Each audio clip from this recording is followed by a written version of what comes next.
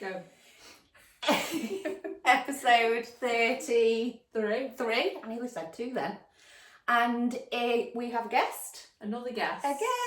Hi. Excited for this one because do you know what? I feel like she's reading me as we speak. So, tarot cards, tarot reading. I'm excited for this. So, share your journey of what brings you to think, do you know what, like, I'm going to read people's cards, like, I'd be scared what's going to come out on these cards. Like, I know.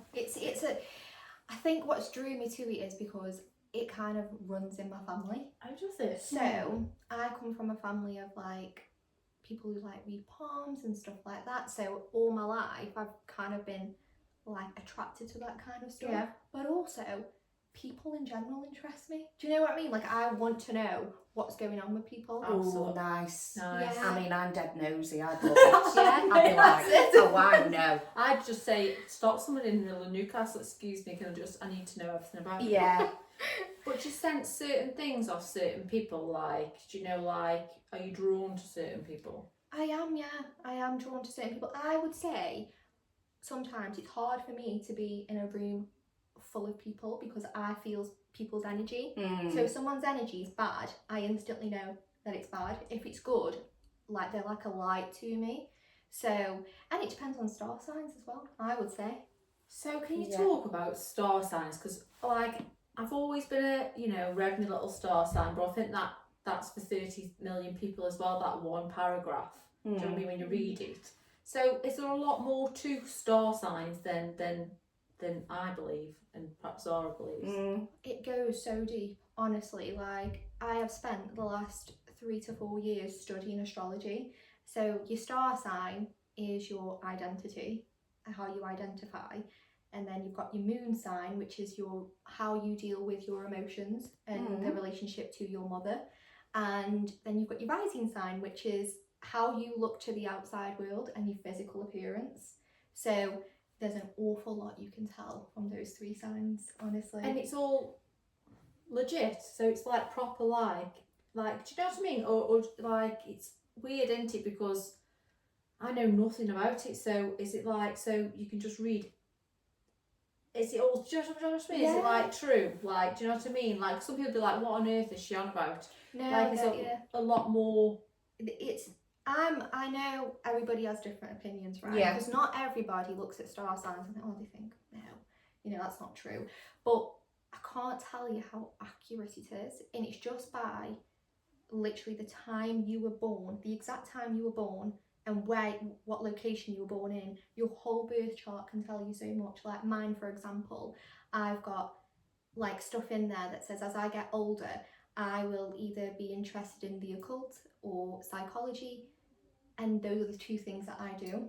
I study psychology and I do tarot. So that you can't predict something that's been there from the moment those planets were placed, from the moment you were born. I mean, I am a big believer. I have to say. I'm just thinking about people who are like really skeptical about it. Like, I'm a big believer in all things like that because I like to believe as well. Yeah, of course. I like to believe that, and I had my cards read. I mean, that was an interesting thing. It made me nervous though, like what you know about people. Have you ever had your cards read? No. Have you not? No. Never at all. I know I will. No, never. Never done it. So yeah, I'll definitely do it, I think. So did you have to train to, so it's always been in your life and it's always been a part of it. So did you have to train to use the cards, and is it just natural gift? Or honestly, anybody can read the cards.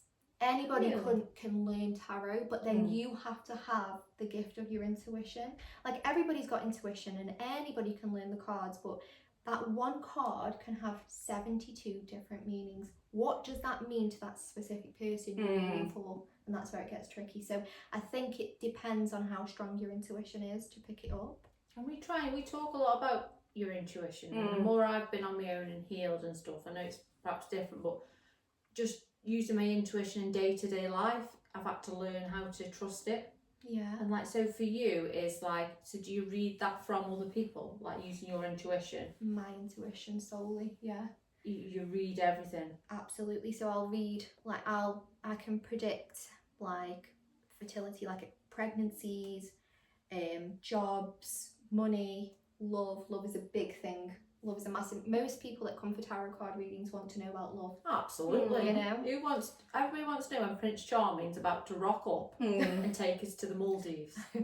Definitely. Everybody wants to know that, and I think that's a big thing as well. And so if, say, I don't know, you said like next year you're going to meet a man in September, because do people then take that as in stone, right? Okay, and do you know what I mean? Or is it like, is it because something can happen in that time? Do you know what I mean? Absolutely. Because I had my cards read and she said I'm going to meet a man next summer. So anybody who comes to me now, I'm like, it's not the time. No. She said that yesterday. She just won't. Now she's like, he's not the one. No, he's not the one. He's not the this one. is my issue now, because anybody who comes to me, I'm like, well, I've had my cards read, and because you said next summer, it's not you. No, I get what you mean. Do you know what I I mean? get exactly what you mean. And that's where you have to balance your spirituality and your practicality. Because I always say to my clients, you are in control of your own destiny. Absolutely nothing is set in stone. I can predict something and you can sort of wait for those timelines to happen, manifest those things coming in, you know, but it doesn't mean that you have to wait. If someone comes along before, don't tell them go away. No, thank you. I mean, no thank you, not today, because wait, what month does summer start? What? I need to find out. June 21st.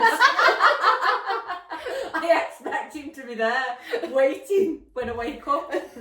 No, but that's what I mean. I think then you start living by that, don't you? And I do have a laugh about it, but if somebody did come along who was very fit and attractive and offered to take me to somewhere, I would be saying yes. But like, I do honestly believe also that it isn't my time yet either. So when you said summer next year, I was like, do you know what, that would sound about right, because if somebody came into my life now, welcome to the chaos. No thank you, not today. Yeah. So yeah. Yeah, I think it's divine timing though, you're right. Do you believe in that, all that? I do. I think it's when you're ready, and I think that the universe works with you, and I think it's got an invisible string there between, say, you and a future love. We love that. We've talked about this invisible string before. Mine's wrapped around the universe that many times, and it's in Australia. It's just got to work its way back up. So that's how it feels sometimes. But we spoke about that before, didn't we? Do you believe, so you believe that everybody, and do you believe again that everybody meets for a reason? Absolutely. I believe that everybody meets for a reason, and the timeline that they meet is it's there for a reason. Because if it was any sooner, something might go wrong. If it was any later, it might be too late. It's literally about the perfect timing, I would say.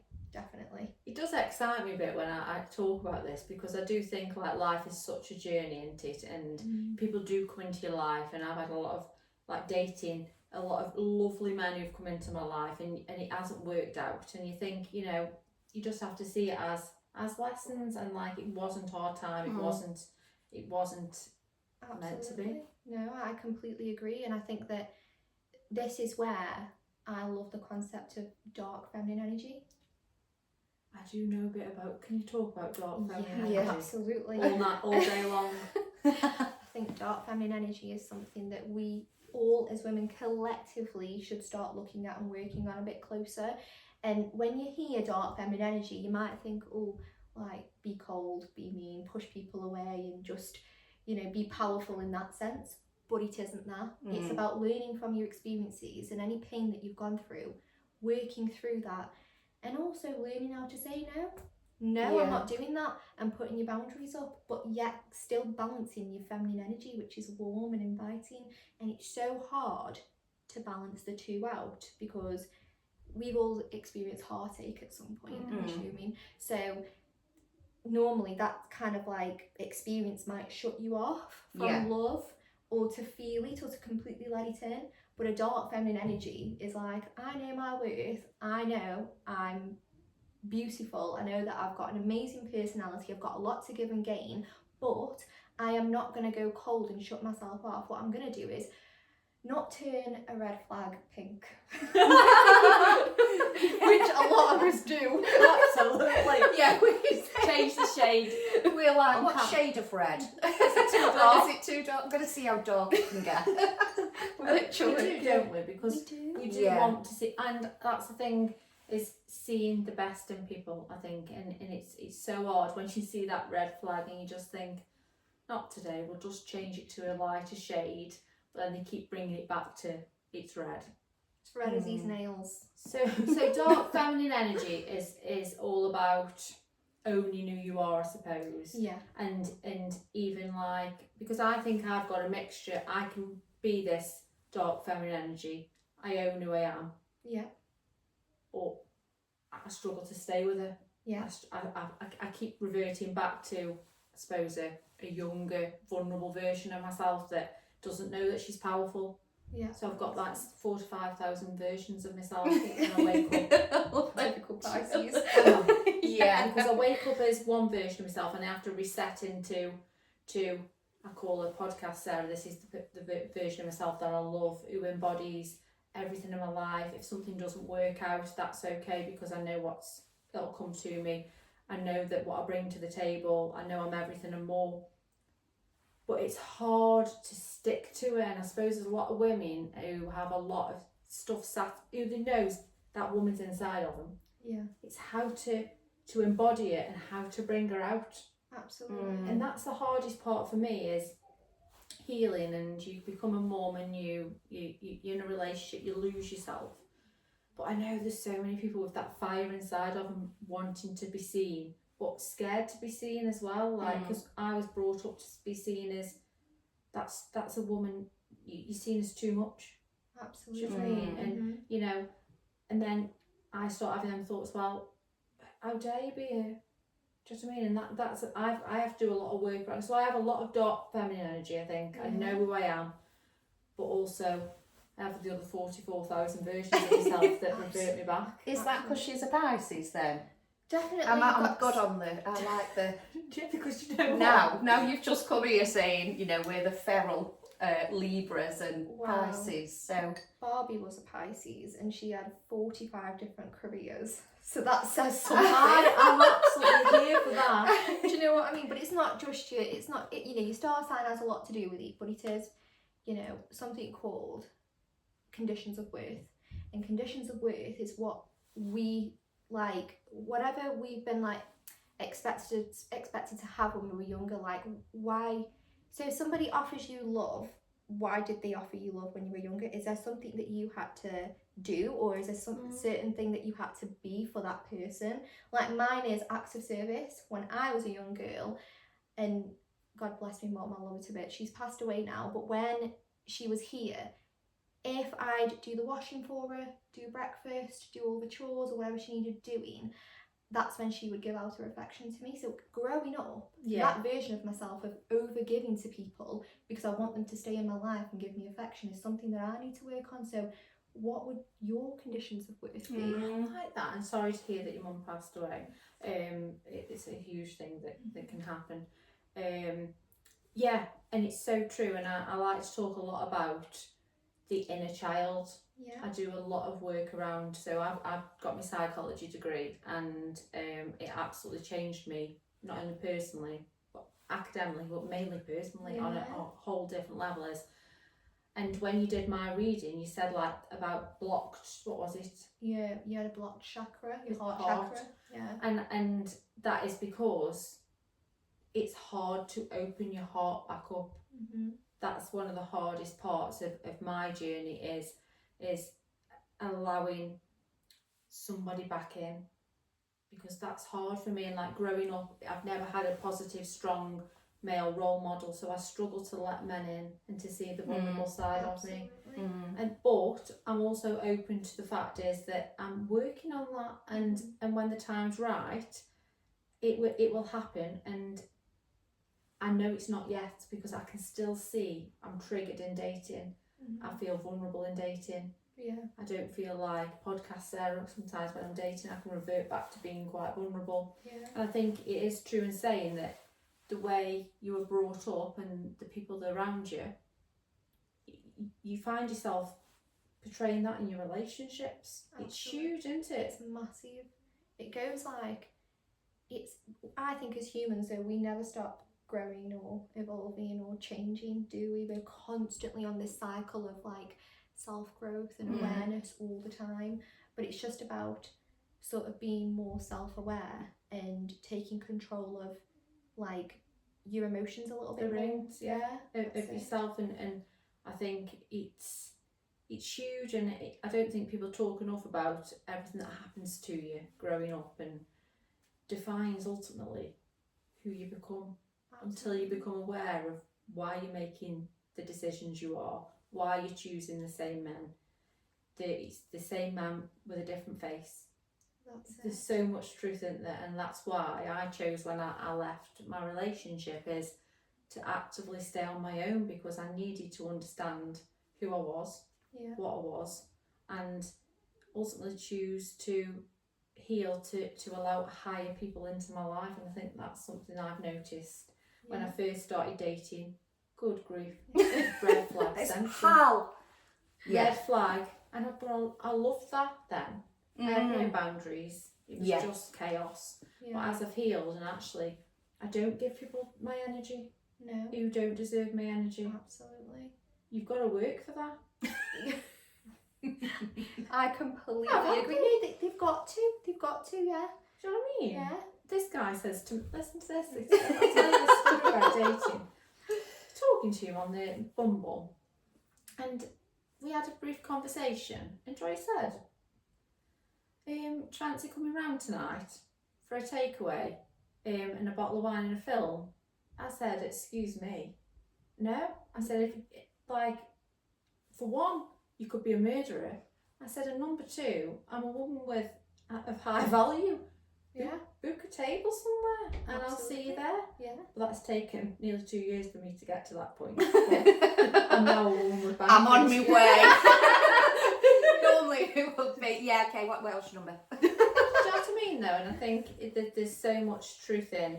So for you, do you do a lot of work around yourself, like your inner child? And Absolutely. I feel like I need to, because I also suffer with PMDD.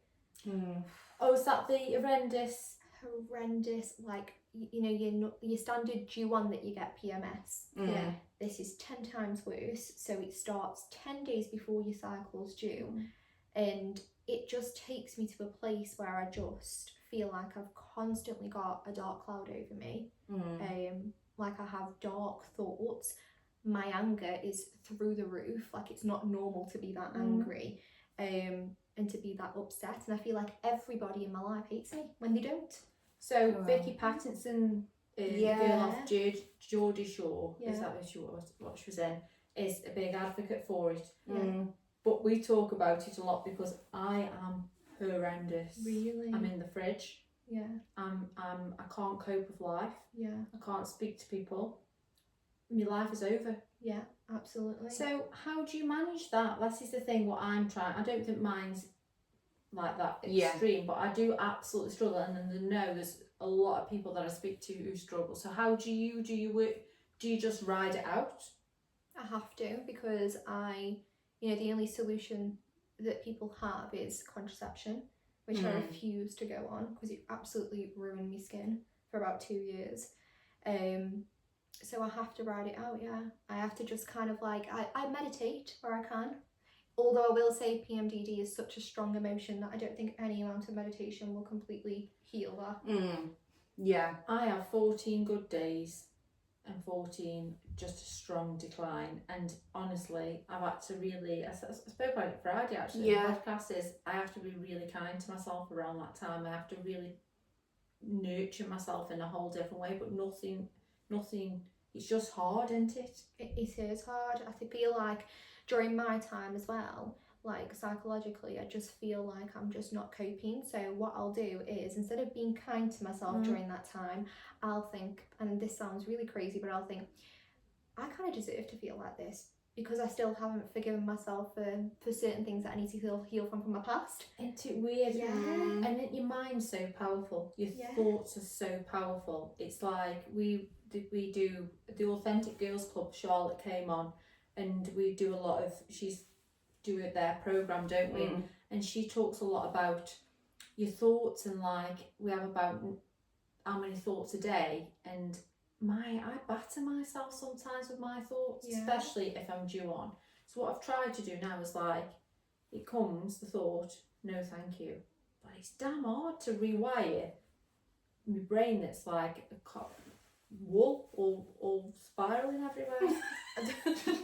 No, I Do you know what I completely mean? I get that. I think being a woman is hard work. I'm not gonna lie. I love being a woman. I love being a woman when I'm not due on. Absolutely. Honestly, them first days after I know. is heaven. But now watch the strong. I might watch back on the podcast, see if you can see my week decline. You probably would if you looked closer. Yeah. I have looked, and some weeks I think, good grief, what on earth? But do you know what I like about this is that we're real. Do you know what? I don't advocate that I'm bloody perfect and that I'm this. We're real. And that's why I'm literally loving this right now, because I just feel like with my business, I never want to portray that I am a purely spiritual person that is always at peace with herself, because that is absolutely not true. I am a normal woman who has mood swings, who sometimes looks at my crystals and think, nah, not today. Do you know what I mean? I'll put Bridget Jones on instead, cheer me up. You know, sometimes it's good to talk about these little things. The that realities. People, exactly. So crystals, so talk about crystals. I am not massively connected to crystals. I do believe that they work, and I do believe that they're strong and powerful. You know, there's a lot around. I love me rose quartz crystal, which a lot of people own, and a clear quartz crystal. Now, a rose quartz crystal is all about your heart chakra. This is what I need to sort out. And it just sort of promotes the energy of love outside of yourself, but also self-love, which is important. And then your clear quartz crystal is your intuition. And I think those two crystals are really powerful for women, because self-love and following your intuition and sharpening your intuition is important as a woman. I feel like that's something we need to do a little bit more. Absolutely. So what do you offer? So you offer your readings, which was amazing because it was over Zoom as well. Oh, really? Yeah. So I thought it was. Yeah. So I thought. I don't know why, but I didn't think it was video call. So I thought, well, I'll just sit still in pyjamas. I was as well. Were you? Yeah, but she didn't show herself. There's me. I might even have taken a picture.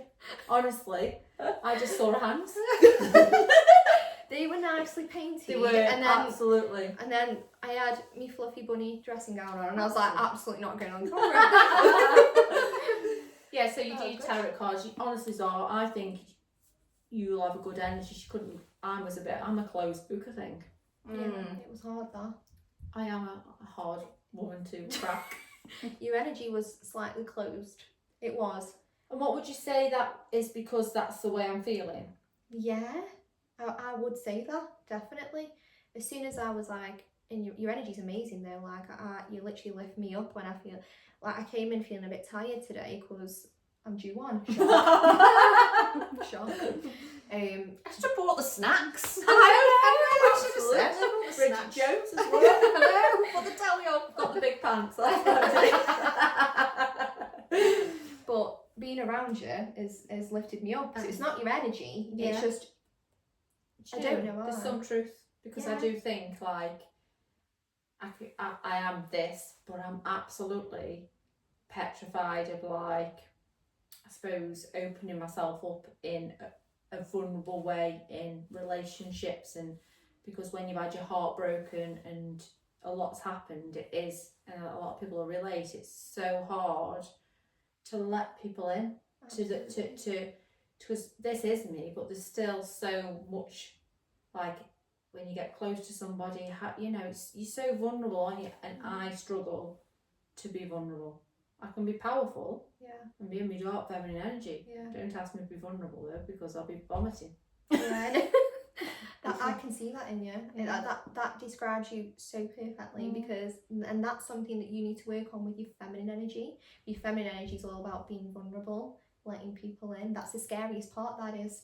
Scary. I'll be on the floor because I don't know how to do it, because I think I am, but I am better. I think that there's improvement, because I have dated and I have let people in, and I've been a lot better, but then it ends and the brick wall comes back up. Yeah, This absolutely. is the hardest thing, but it's about saying, well, actually, you don't need to put that brick wall back up because you're still open to love. You're still open.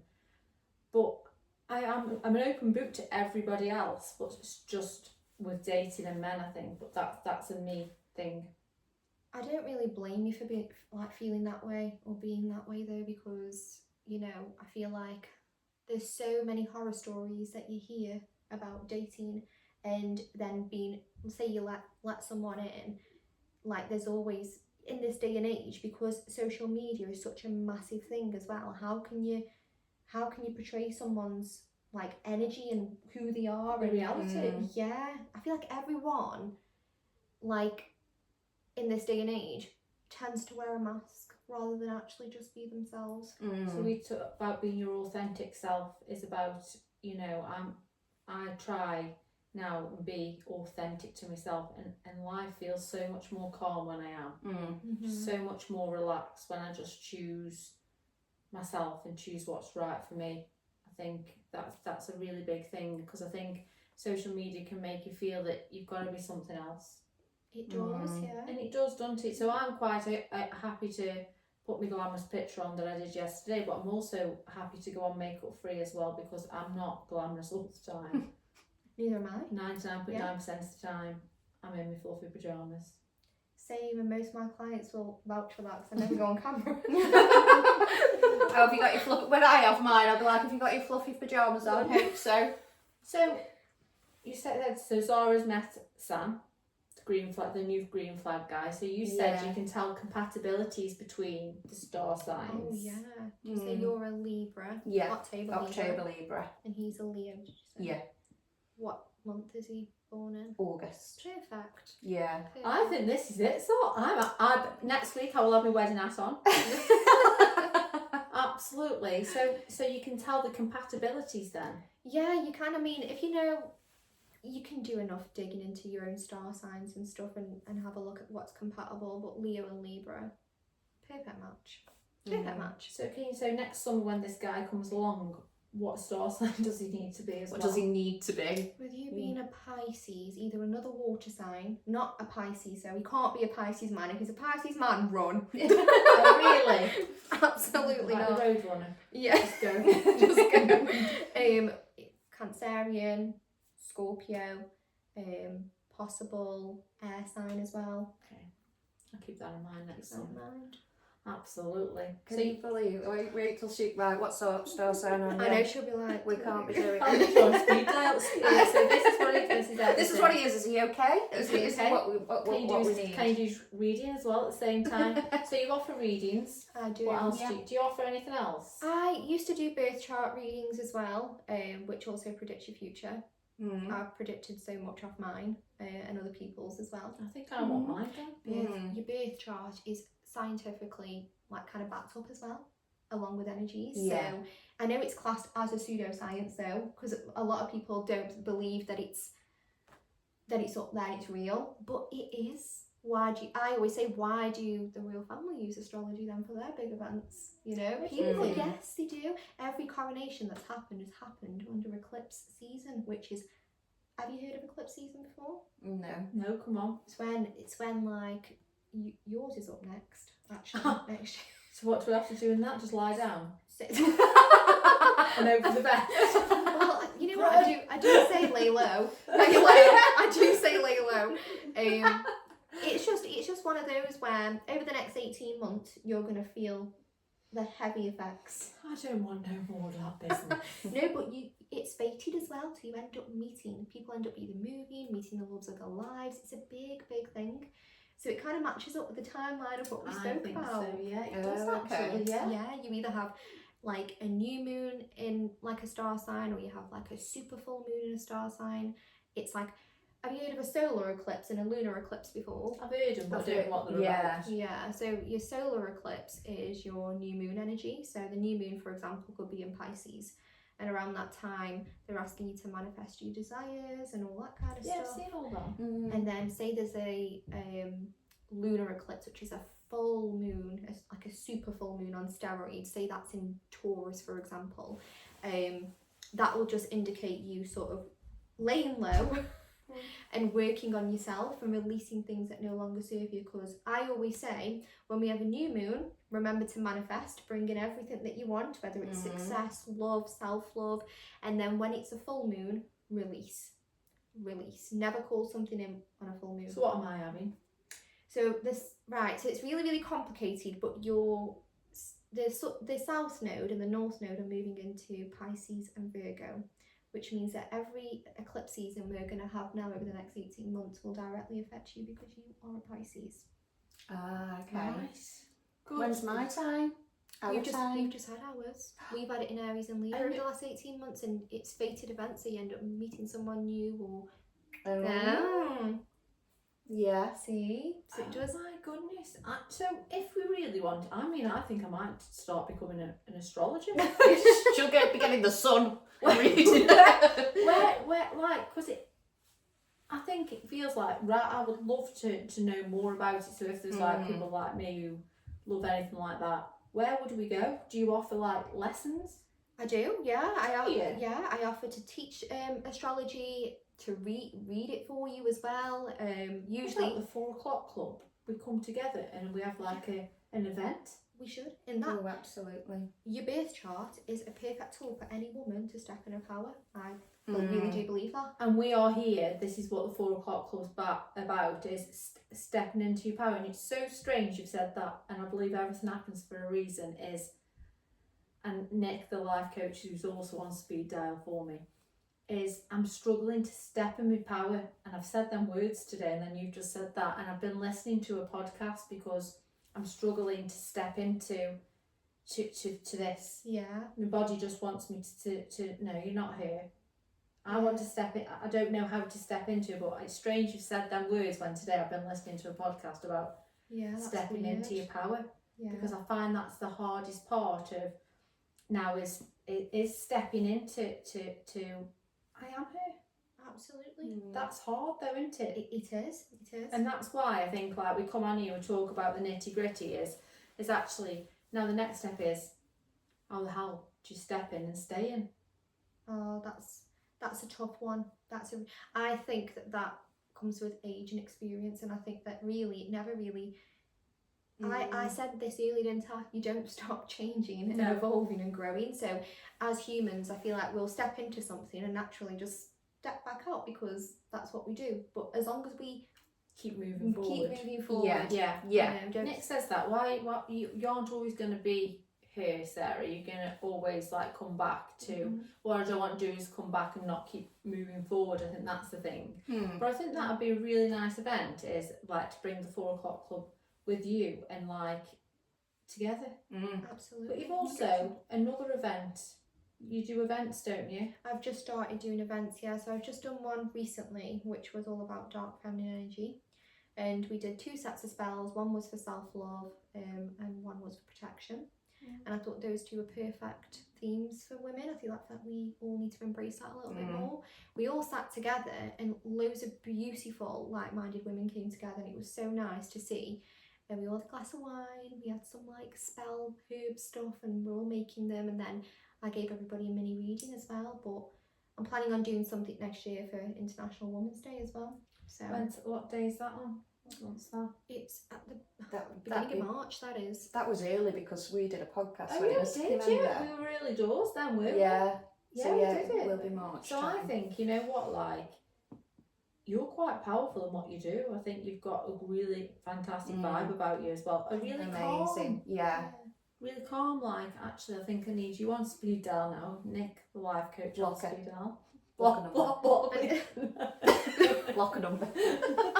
Not you saying I'm calm and then me screaming on the way here because the sat nav took me the wrong place. Funny. Yeah, so do you know what? Zara, are you doing booking? Absolutely. I think you should. I am. Especially if I don't have to go anywhere. Because that's my main thing. Because I just don't have time to. But then I think we're back in business. We just had an emergency. So thanks for coming. Yeah. But also you wanted to talk. I think it's important, and I think I spoke about it on Friday, is grief. And when you said earlier that, you know, you'd lost your mum, that is huge. and it really is life changing. It is. It was I was 24. Oh, 24, really? so it's just, our anniversary's just gone, so it's been about 5 years. And it was so unexpected. And it's dead weird though, because I feel like every single person's got that, we've got like cells in us that like we feel grief, but it only gets activated once we go through it. Yeah. So then when we start feeling it, it's absolutely excruciating. It's like, what is this? Like, can't eat properly, can't sleep properly, like, but it ultimately changed my life. Like, when she passed away, I thought that, you know, I was kind of spiraling a little bit. Like, I was kind of like just thinking, I'm just going to go off on one and party. I'm not going to really think about any responsibility. I'm just going to try and live my life so freely that I don't care about the next day, kind of thing. Which isn't the right way to go about But things. I think it's also a very natural response is Absolutely. actually, I don't care. I've just lost the most important thing in my life. So Yeah. I'm just going to do what the hell I want. And I think I can relate. Yeah. But I lost my dad at 12, and I know it's different because your mum's your mum. But I remember, you know, growing up, and I got to like, I was so chaotic. Yeah. Because I was just like, I didn't know what to do. Exactly. You You don't. And nobody's got a book to say, right, this is what you do. Absolutely. There's no guide to So tell you. so you felt like you were going down that. Oh wow, I was just not in a good place at all. And for me, it was like the accepting part. The first year when she passed, I felt like I was in a dreamland. I felt like nothing was real around me, and the only comfort I found was in spirituality. That really saved me, because I feel like that it helped me.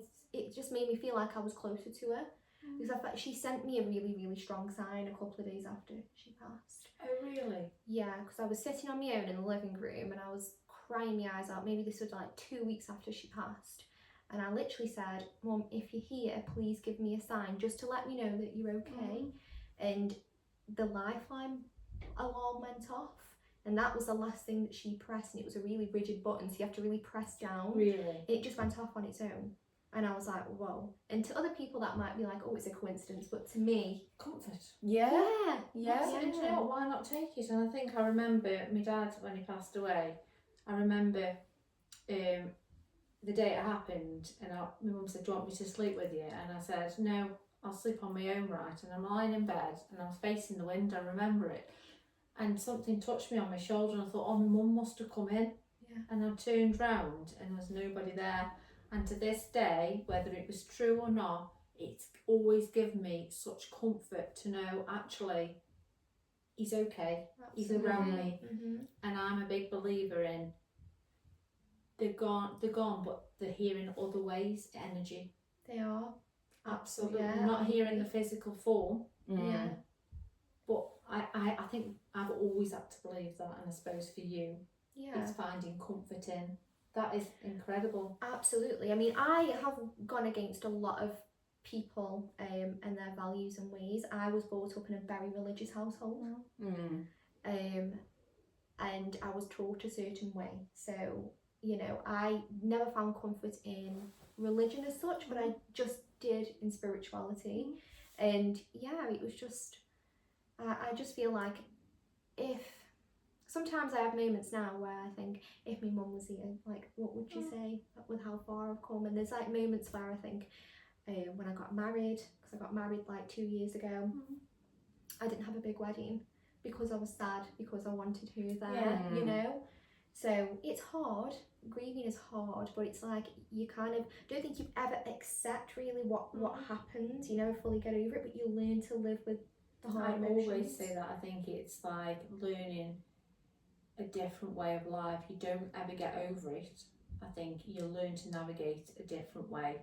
And what you should be very proud of is that you didn't choose to keep going the chaotic way. Absolutely, yeah. You reined yourself back in. Yeah. And that's something to be very proud of, because there's people who can't, or they choose not to, or they just don't know how to.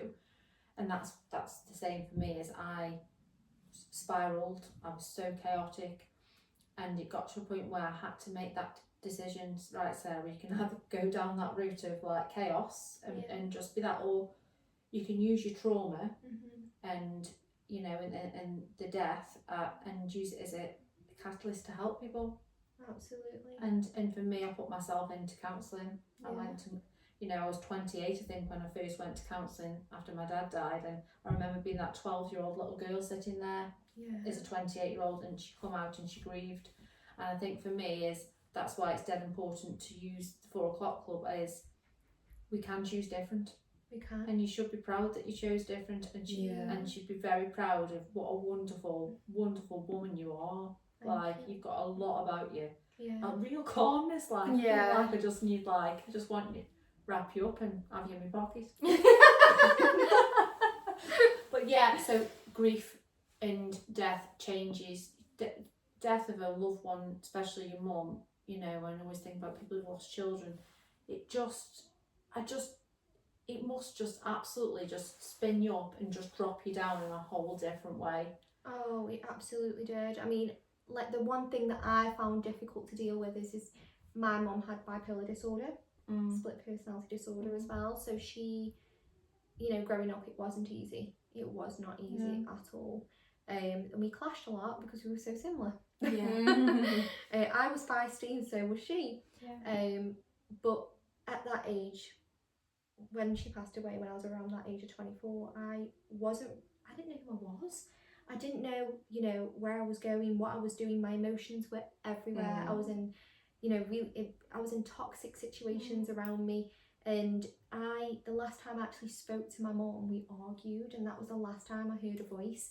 So for me, carrying that heaviness, you know, has been a lot. But then also looking at where I was 5 years ago compared to where I am now is massive. And it's being compassionate to yourself as well, and it's about being, do you know what, you know, the growth in you is incredible. Do you know what I mean? You've come so far, and I think that did you go counselling, or did you have any bereavement counselling or anything like that? Did you just... No, I've never been counselling. I was going to go counselling, but for some reason I just always never got round to it, or always avoided it in some sort of way. Saved me on so many levels. It saved me. Alison, I always say about her, my counsellor, who literally changed it for me. She offered me a safe place to talk about what I needed to talk about and offload. And she almost said, like, your brain only has so much capacity. Yeah. And sometimes just offloading it on somebody who knows nothing about you, and she'd say certain things to me that just made sense. And I think without her, I wouldn't be doing this. I wouldn't be the person that I am. I actually emailed her last week to say, like, I'm doing the 4 o'clock club because for her to see that, you know, her work that she does. But I'd highly recommend to anybody, you know, who struggles with life to seek therapy. I think everybody should have it once a month. Yeah. This is mine. This is mine. Yeah. I'd have it once a day, of course. Definitely. This is therapy. So thank you so much for coming on, and I think, you know what, like, we're meeting some incredible people on here. Yeah. It really excites me. It is really exciting, and we will share your page and things like that as well. But I'm definitely going to book in. So I can't book in until I'm unblocked. you need to unblock your chakra. Get some crystals. Tell her what crystals she wants. She needs some crystals, because that was insane. In like the 6 to 7 years I have been doing consistent readings, I have never Sounds about right. ever come across a client that I could not read. But the thing is, what people do is they've never come across a person like me. There's so much truth in it. We're going to get you some crystals though. So I might actually get a crystal. I mean, what do you do, lie with it on my chest at night? Bloody plunger. I love that. Anyway, have a good... Well, it's Sunday. We've done two podcasts in 3 days. I think we're on a mission here. absolutely. And we've rebranded as well. Yeah. I've got a new rebrand. So exciting times for the 4 o'clock club. But thank you very much for coming on. Yeah, Thank thank And she's going to you. come back on as well. Even if I have to force... I don't think I have to force. No, she'll you come. won't. No. Have a good Sunday, We everybody. might have wine next time. Wine. Depends Oh, what... yeah. We'll see what time of the month we're on. Yeah. Maybe. Yeah, I'll definitely. we'll figure that one out. See you later. Bye.